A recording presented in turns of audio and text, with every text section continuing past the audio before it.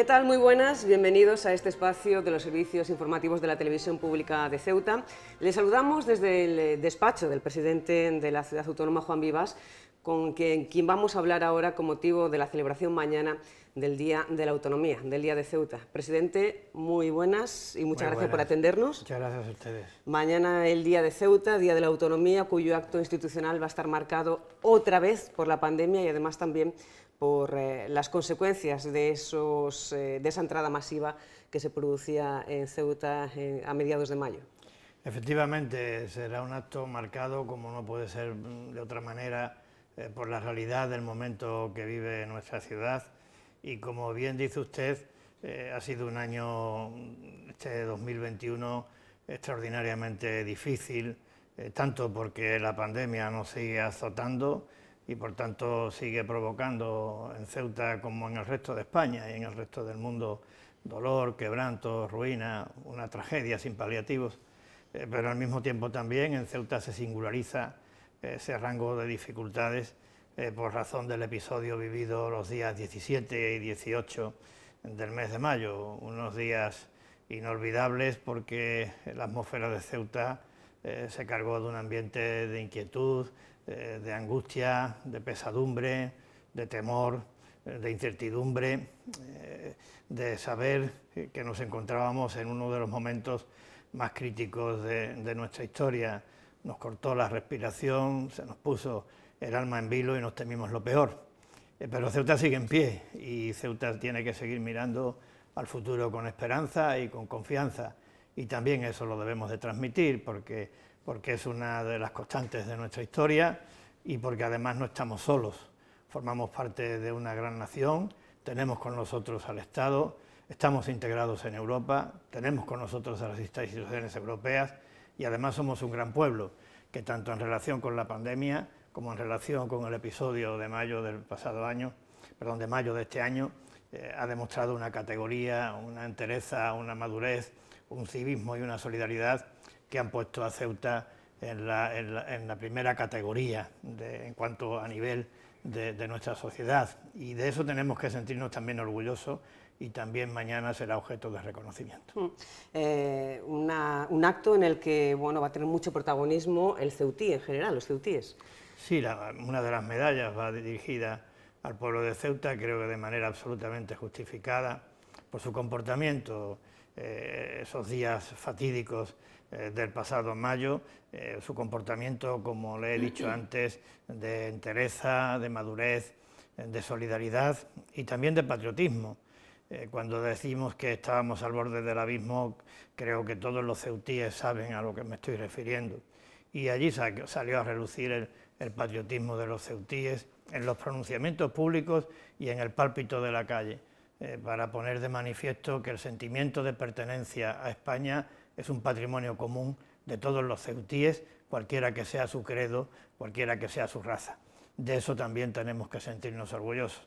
Y la medalla se le concede a nuestra gente, al pueblo de Ceuta, por su comportamiento y por haber dado la mejor imagen de Ceuta fuera de Ceuta. Yo estoy convencido de que junto con el apoyo del Estado, que también fue muy importante para evitar la caída al abismo al que antes me refería, la reacción de las instituciones europeas, el pronunciamiento del 10 de junio del Parlamento Europeo estuvo muy ligado al comportamiento que tuvo el pueblo de Ceuta en esos fatídicos días. Unas medallas, presidente, fundamentadas en el Estatuto de Autonomía del año 95. Sí. De este periodo de autogobierno, ¿qué cuestiones, qué aspectos pondría usted en el apartado de los debe? Yo creo que siempre hay que mejorar. Creo que el Estatuto de Autonomía ha tenido unas consecuencias muy positivas para Ceuta, desde la perspectiva del fortalecimiento de nuestro régimen económico y fiscal especial. Le pongo, por ejemplo, las bonificaciones en las cuotas a la seguridad social, desde la perspectiva del fortalecimiento de nuestra hacienda, de la hacienda autonómica. Tenga en cuenta que sin las medidas que se han adoptado al amparo, inspiradas por nuestra capacidad de autogobierno, Ceuta no podría haber soportado estas tres crisis que ha tenido, la del cierre de la frontera, la pandemia y el episodio de mayo al que nos estamos refiriendo, el avance en infraestructuras y equipamientos que en servicios básicos fundamentales, desde la sanidad, pasando por el abastecimiento de agua, el medio ambiente en general, la infraestructura urbana, han puesto a Ceuta, como no estaba, a la altura del resto de las ciudades españolas. Por tanto, el estatuto tiene un balance positivo. Nos quedan pues algunas disfunciones importantes. Creo que la separación de la figura del presidente de la Asamblea, del presidente de la ciudad, concretar y definir hasta dónde pueda alcanzar nuestra capacidad organizativa, pero luego hay otro aspecto muy positivo. Ceuta está absolutamente presente en todos los foros decisivos del ámbito nacional. La conferencia de presidentes, las comisiones bilaterales de carácter sectorial, en todos los actos institucionales. Ceuta está en el mapa institucional de España y gracias a eso la respuesta que también hemos podido tener en relación con esas crisis a las que me estoy refiriendo. Bueno, siempre que nos acercamos a esta fecha se pone sobre la mesa bueno, pues, la necesidad o no de la aplicación de la transitoria quinta. Ha vuelto también a salir tras los episodios de mayo. ¿Qué opina al respecto? Bueno, yo creo que Ceuta tiene algunas urgencias y dentro de esas urgencias me parece que no está la aplicación de la disposición transitoria quinta.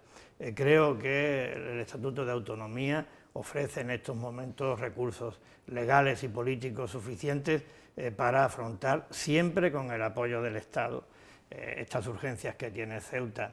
Yo creo que Ceuta tiene que seguir manteniendo, y no solo manteniendo, sino intensificando ese objetivo de lograr unos niveles de calidad en los servicios y suministros básicos, unos niveles de prosperidad económica, de oportunidades de empleo y de cohesión social equiparables al resto de España. En muchas cosas lo hemos conseguido, pero todavía nos quedan algunas por conseguir. Y creo que eso requiere de un marco de estabilidad, de un marco de seguridad, que depende de una buena relación con el Estado y, por tanto, de una buena relación con el Gobierno de la Nación, cualquiera que sea su color político, y que eso requiere de una acción decidida y enérgica por parte del Estado que tenemos que reivindicar para poner en marcha proyectos que llevaban tiempo un poco aparcados, para mejorar determinados servicios y suministros básicos, para facilitar el tránsito hacia otro modelo productivo. La consideración de la frontera como una infraestructura estratégica para España y para Europa, la unidad de los ceutíes en la defensa de nuestra españolidad y en la defensa de nuestra concordia, de esta sociedad del respeto, de la tolerancia, que es ejemplo para el resto de España, y el anclaje de Ceuta y el afianzamiento de nuestra condición de territorio integrado en la Unión Europea. Desde mi modesto punto de vista, esas son las urgencias que tiene Ceuta, y desde mi modesto punto de vista creo que en el ámbito legal y político del Estatuto de Autonomía y desde la unidad y desde la consideración de cuestiones de Estado se puede lograr. Y en cuanto a las competencias... Bueno, yo creo que hay que ser prudentes, ¿no? Creo que tenemos un marco competencial muy exigente y creo que la sanidad y la educación, que es lo que está siempre como motivo de cuestión en este asunto o de debate, creo que no existe debate. Creo que por las condiciones estructurales de nuestra ciudad, desde el punto de vista de las limitaciones de espacio, de la extrapeninsularidad, del carácter fronterizo, estas competencias en beneficio de los ceutíes deben de estar garantizadas por el Estado y, por tanto, en manos del Estado, lo que no quiere decir que haya una desconcentración administrativa para la toma de decisiones y que el grado de interlocución de Ceuta a la hora de aplicar esas decisiones mejore y sea más fluido, pero tienen que estar en el Estado. Voy a decir algo que creo que procede por el momento que estamos viviendo. Yo creo que si supiéramos lo que ha ocurrido con el tema de los menores no acompañados en Ceuta, probablemente no se hubiera asumido la competencia en esta materia cuando en 1999 se asumió. Sí, por tanto, prudencia. Por eso le preguntaba, que el Estado asuma la competencia en menores, bueno, pues es una aspiración suya o una reflexión que ha hecho en varias ocasiones. Fue un planteamiento, no fue exactamente una petición porque no existe precedente. No existe precedente jurídico de que una autonomía devuelva al Estado, a la Administración General del Estado, las competencias que le fueron transferidas. No existe precedente y, por tanto, no estaba claro el procedimiento jurídico para llevar a cabo, cuando lo planteé en su momento, esta medida. En cualquier caso, asumida está, y esto no significa que no vayamos a emplear todos los medios, todas las capacidades que estén a nuestro alcance para resolver este acuciante problema que hoy tenemos en la ciudad, que desborda nuestras capacidades ordinarias y que además compromete seriamente el futuro de Ceuta. Tenemos la competencia, pero estoy seguro que vamos a contar para atender este trance, este dificilísimo trance, con el apoyo del Estado. Esto me manifestó el presidente del Gobierno el pasado día 25 de agosto, y en ello confiamos, porque sin el apoyo del Estado no podremos resolver esta cuestión que, como digo, desborda todas nuestras capacidades y que desbordaría las capacidades de cualquier administración autonómica. Estos días he tenido la ocasión de poner de manifiesto ante los medios de comunicación nacionales esa proporción comparativa que me parece muy ilustrativa. Ceuta tiene ahora un número de menores no acompañados que equivale al 1% de su población. Si esa misma proporción la hacemos para el resto de España, es como si en el conjunto de España hubiera 500.000 de menores no acompañados, o como si en la capital de nuestra querida capital de España, en Madrid, hubiera 33.000 menores no acompañados. Eso desborda las capacidades de cualquier institución autonómica, y más de la nuestra, que dentro del conjunto de España es, junto con Melilla, la más pequeña. Por tanto, estábamos tratando de encontrar una solución acorde con los principios básicos de atención al menor y también rápida de retorno a Marruecos, que creo que es la solución estructural que tiene que tener este fenómeno. No ha podido ser, pero en cualquier caso ahora procuraremos que se siga cumpliendo con ese objetivo de retorno, y nuestras capacidades tendrán que verse reforzadas por el Estado, y de manera notable. Y con esa comparativa de datos que salta a la vista, ¿por qué no se ha puesto sobre la mesa la alternativa de un reparto entre las autonomías? Porque creo que no es la alternativa, sinceramente. Es decir, esto me lo planteó el presidente del Gobierno, la solución es el retorno al país de origen, y yo creo que lleva razón el Gobierno.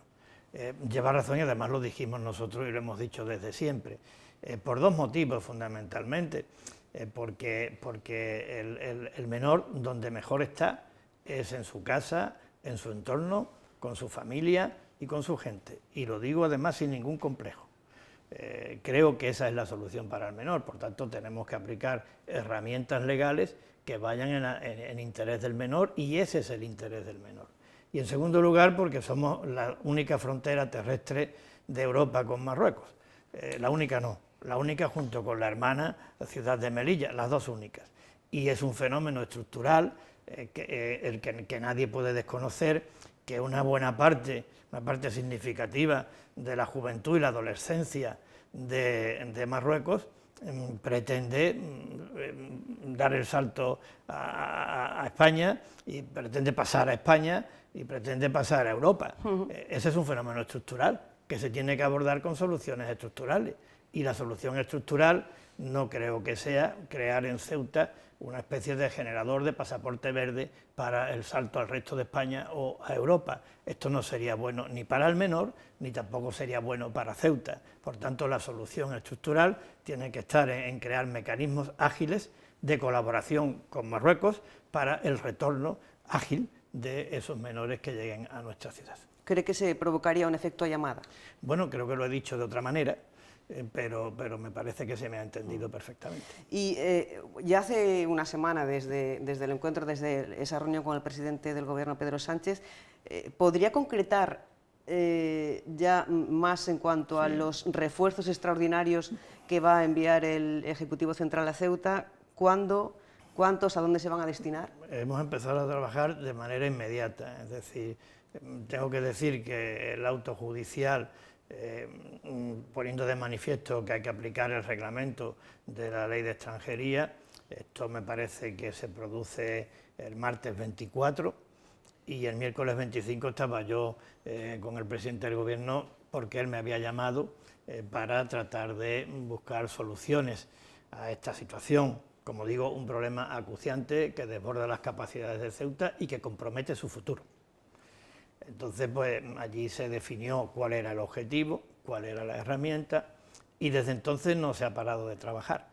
Se está elaborando una especie de protocolo para poder atender en el menor tiempo posible, de la manera más ágil posible, los requerimientos del procedimiento de la Ley de Extranjería. Esto es una cuestión de índole jurídica que los servicios del Estado están llevando a cabo ya. Al mismo tiempo se está definiendo cuáles serían las necesidades para atender la tramitación de estos expedientes, tanto desde el punto de vista jurídico-administrativo como desde el punto de vista del área de menores de la ciudad. Esto también se está concretando en estos días y yo creo que en los próximos días ya conoceremos la cantidad exacta de los refuerzos que se van a llevar a cabo, tanto en el ámbito de la delegación de gobierno, en el ejercicio de las competencias que la misma tiene atribuidas y que son todo aquello que tiene que ver con la instrucción de los expedientes de repatriación, como en el ámbito de los servicios de la ciudad, del área de menores, en todo aquello que concierna a la determinación del perfil de estos menores. Pero ese refuerzo que... medios personales, fundamentalmente medios personales, y también los medios materiales que sean necesarios. ¿Instalaciones? Sí, son necesarias también. Nosotros estamos, una vez determinados los medios materiales, como les digo, que se está trabajando en ello, también estamos estudiando la posibilidad de adscribir alguna instalación a esta cuestión, que, como digo, es un problema de verdadera emergencia humanitaria y emergencia para Ceuta. Ceuta ya no puede dar más. Ceuta creo que lo ha dado todo, llevamos 3 meses y aquí todavía permanecen en Ceuta el 20% de las personas que llegaron el día 17 y 18 de mayo, por tanto a Ceuta ya no se le puede pedir más. Y también empezamos el curso escolar, las competencias de educación las tiene el Estado. Yo creo que se aplicarán medidas razonables. Yo estuve hablando con la ministra y en estos días también en contacto con la ciudad, siendo una competencia de la Administración General del Estado, pues se determinará cuál es la solución para cumplir con las prescripciones que la ley establece al respecto. Tendrán que ser fórmulas singulares para tratar una situación singular. No tiene sentido el que se produzca una incorporación convencional a la estructura, al sistema educativo de estos menores, por cuanto que tampoco ellos están en condiciones de poder integrarse de una manera automática en el sistema educativo. Pero la delegación o la Dirección Provincial del Ministerio de Educación espera listados con los listados están hechos. Ahora los listados los conocemos prácticamente desde los primeros días. Ahora habrá que establecer una clasificación por edades, al margen de ese trabajo adicional que se va a llevar a cabo de informar de manera individualizada cuál es la situación de cada menor. A eso me refería. ¿Cuántos menores hay ahora mismo y de ellos cuántos tienen menos de 16 años? Yo no le puedo dar la cifra exacta, pero creo que sí le puedo dar dos datos.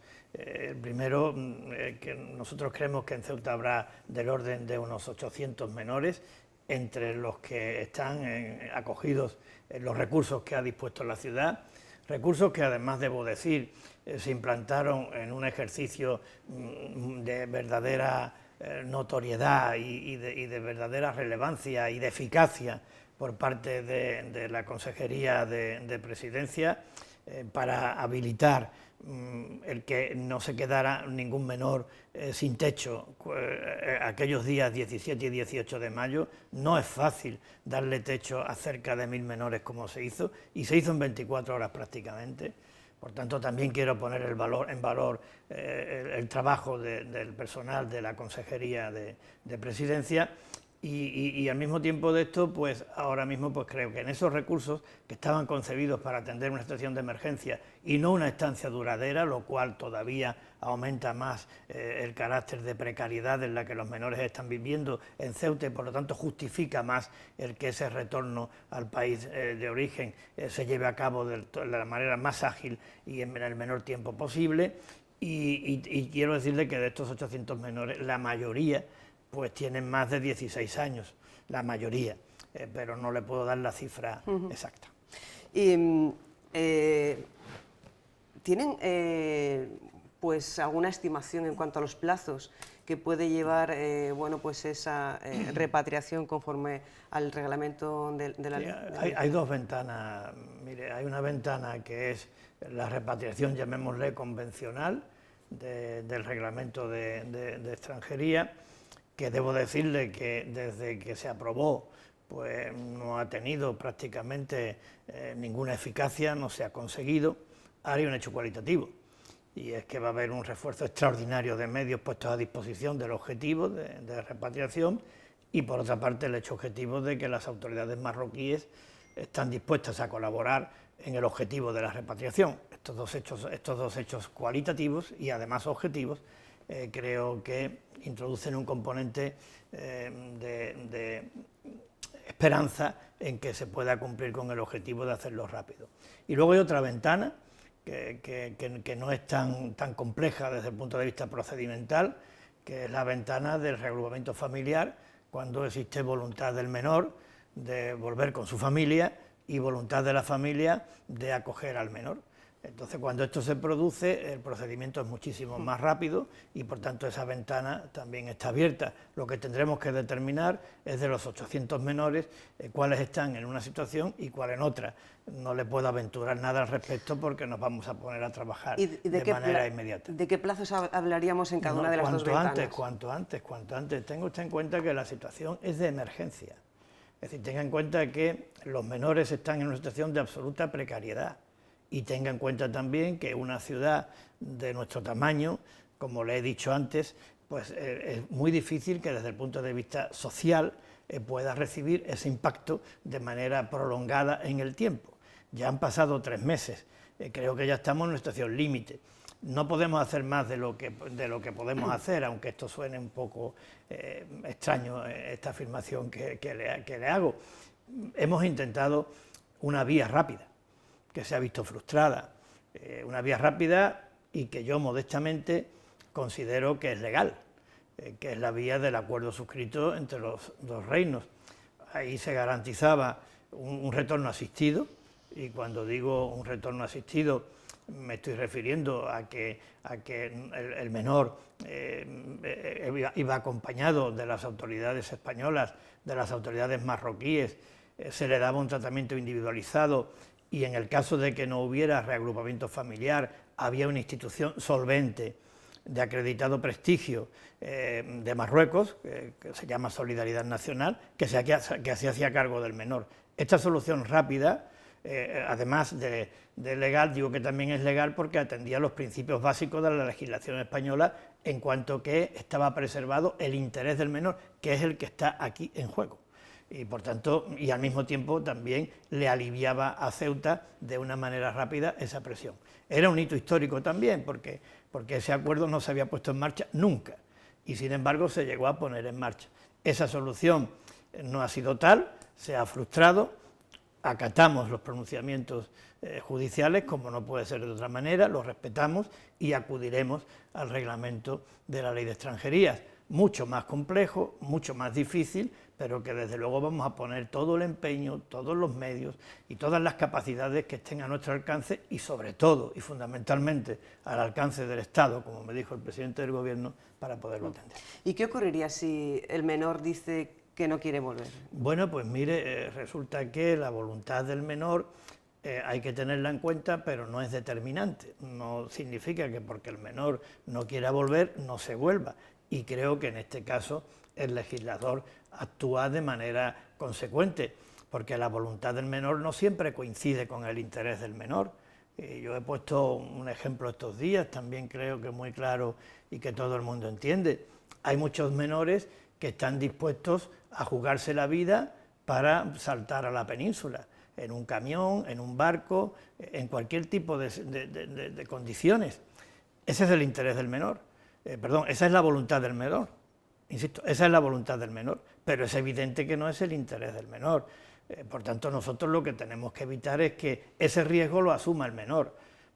Quiero decir, por tanto, y concluyo, que hay ocasiones en que la voluntad del menor no coincide con el interés del menor. En definitiva, ¿este objetivo se conseguiría en meses, años? Hombre, yo espero que sean en meses. Años Ceuta no lo soportaría. Es decir, ni lo soportaría Ceuta, ni lo soportaría fundamentalmente las condiciones de precariedad en las que los menores están viviendo en nuestra ciudad. Esa es la primera cuestión, el interés del menor, que no se pierda nunca de vista. Y en segundo lugar, también hay que pensar, por supuesto, en Ceuta, y Ceuta no soportaría esta situación durante años, como usted dice. Y estamos hablando solamente de los menores extranjeros no acompañados que han accedido a Ceuta por el Tarajal a mediados de mayo. También han entrado adultos. No sé cuántos adultos hay ahora mismo en Ceuta y cuál es el procedimiento que se va a seguir. Calculemos que haya unos 1000 y pico de adultos, ¿no? Estos adultos tienen una peculiaridad, y es que la inmensa mayoría de ellos, esta es una cifra que a mí me han facilitado, creo que unos 1500 adultos de los que llegaron en aquellos días han solicitado protección internacional, lo que comúnmente se conoce como asilo. Por tanto, creo que ahí hay que aplicar también las previsiones que la ley contempla a este respecto, pero eso también forma parte de la presión que soporta Ceuta y de una presión que convierten a la situación en insostenible. Por tanto, esto también tiene que la Administración General del Estado darle una solución, y esto es lo que me dijo el presidente del Gobierno que iba a ocurrir, que se le iba a dar una solución a estas personas. Bueno, ha hecho varias referencias a Marruecos. Parece que las relaciones entre Marruecos y España pues están mejorando. Está previsto que próximamente haya una reunión del presidente del Gobierno, Pedro Sánchez, con el país marroquí. No sé si han tenido la ocasión de hablar sobre ese próximo encuentro. Bueno, yo antes le he comentado cuál considero que es el marco de estabilidad y de seguridad para Ceuta. Unidad de los ceutíes a la hora de defender nuestra españolidad y nuestra concordia, unos niveles de servicios públicos y suministros básicos equiparables a los del resto de España, también en prosperidad económica, también en oportunidades de empleo, también en cohesión social, una frontera que se considera una infraestructura estratégica para España y para Europa, y en cuarto lugar, nuestro anclaje definitivo y fortalecido en la Unión Europea, que se ha visto que es una fortaleza muy importante para Ceuta. Esas son las 4 condiciones de la estabilidad y de la seguridad de Ceuta. Yo añadiría como complemento unas buenas relaciones con el país vecino, que creo que todos deseamos, unas buenas relaciones con el país vecino basadas en el respeto recíproco, y basadas en la cooperación en beneficio de la prosperidad y del bienestar de quienes vivimos a ambos lados de la frontera. Seguimos pendientes de la apertura de la frontera. De momento, hoy Interior ha publicado otro mes más. ¿Tenemos alguna previsión de fechas y sobre todo de cómo se va a producir? Yo desde luego no la tengo. Creo que las cuestiones de la pandemia, las cuestiones sanitarias, tienen que influir mucho en la toma de esta decisión, y desde luego yo a lo que aspiro, y así se lo transmití al presidente del Gobierno, es que se abra en unas condiciones distintas a las que había cuando se cerró por motivo de la pandemia, que sea efectiva esas buenas relaciones de vecindad a las que antes me refería. Esa creo que tiene que ser una condición fundamental, y también que el control efectivo respecto del tránsito de las personas esté en manos de las autoridades españolas y no exclusivamente en manos de las autoridades marroquíes. Es decir, dicho de otra manera, que a efectos de este control efectivo del tránsito de las personas, la frontera esté en el Tarajal y no en el puerto. Es decir, que se sepa quién viene a Ceuta y para qué viene.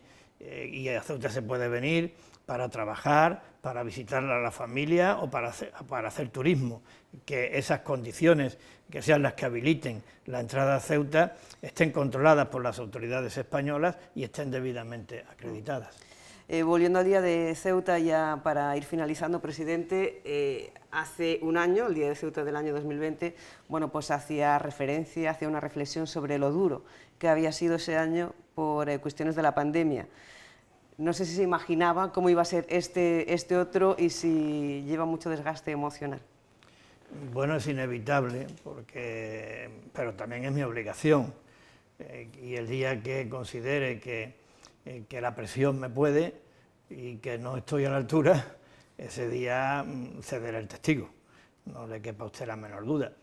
Pero no hablando de mí, que yo creo que mi papel, bueno, cualquiera en mi lugar me haría lo mismo y por tanto no soy decisivo ni determinante para resolver ninguna cuestión. Yo me quedo con la capacidad de aguante, la resistencia, la entereza, la categoría de los ceutíes, que creo que es una de nuestras principales fortalezas. Y en poco tiempo, y lo referiré mañana, en poco tiempo, porque estamos hablando del 21, de la pandemia y del episodio de mayo, pero es que antes, en el 19, tuvimos el cierre de la frontera, no por razones sanitarias, sino por razones comerciales, pero que afectó al tránsito de mercancías con destino a Marruecos, no solamente del negocio al por mayor, del llamado porteo, también el otro, el del comercio al por menor, afectó al paso de turistas. Es decir, en muy corto espacio de tiempo, 3 crisis demoledoras, pero Ceuta sigue en pie. Y yo creo que hay que transmitir un mensaje de esperanza, porque no solamente es que Ceuta siga en pie después de estas 3 crisis importantísimas, es que además tenemos motivos para pensar que Ceuta saldrá adelante.